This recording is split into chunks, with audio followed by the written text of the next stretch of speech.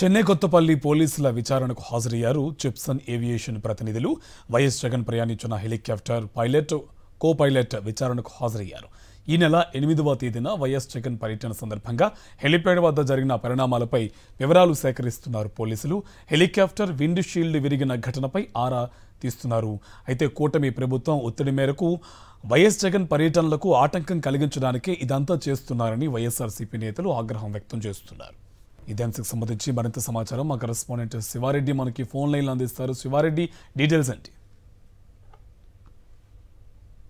కొద్దిసేపటి కిందటే శ్రీ సత్యసాయి జిల్లా చెన్నై కొత్తపల్లి పోలీస్ స్టేషన్ కు చిప్సన్ ఏవియేషన్ సంబంధించిన హెలికాప్టర్ ప్రతినిధులు హాజరయ్యారు.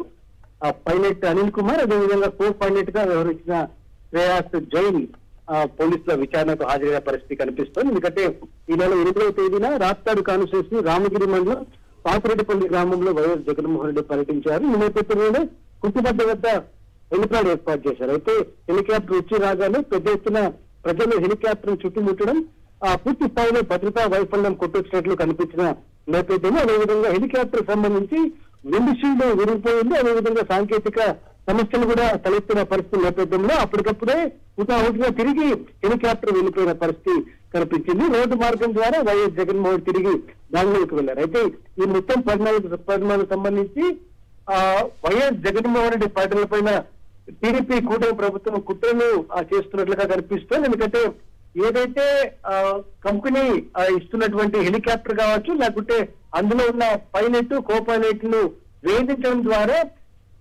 జగన్ పర్యటనలకు చెక్ పెట్టవచ్చు, అడ్డంకులు క్రియేట్ చేయొచ్చన్న కుట్రలు ఇందులో కనిపిస్తోంది. ఇందులో భాగంగానే చిప్సన్ ఏవియేషన్ సంబంధించిన హెలికాప్టర్ ప్రతినిధులను, అదేవిధంగా పైలట్, కో పైలట్లకు ఇప్పటికే నోటీసులు జారీ చేసింది. ఆ నోటీసులు అందుకున్న పైలట్, అదేవిధంగా కో పైలట్ కొద్దిసేపటి కిందట శ్రీ సత్యసాయి జిల్లా రాప్తాడ్ నియోజకవర్గం చెన్నై కొత్తపల్లి పోలీస్ స్టేషన్ కి వచ్చారు. ఎవరైతే పోలీసులు అడుగుతున్న ప్రశ్నలకి క్షుణ్ణంగా సమాధానం పరిస్థితి కనిపిస్తుంది. అయితే మీడియాని అనుమతి నిరాకరించడం, అదేవిధంగా మీడియా కవరేజ్ కూడా పూర్తి స్థాయిలో పోలీసులు అడ్డుకుంటున్న పరిస్థితి తర్వాత విమర్శలకు దారి తీస్తోంది.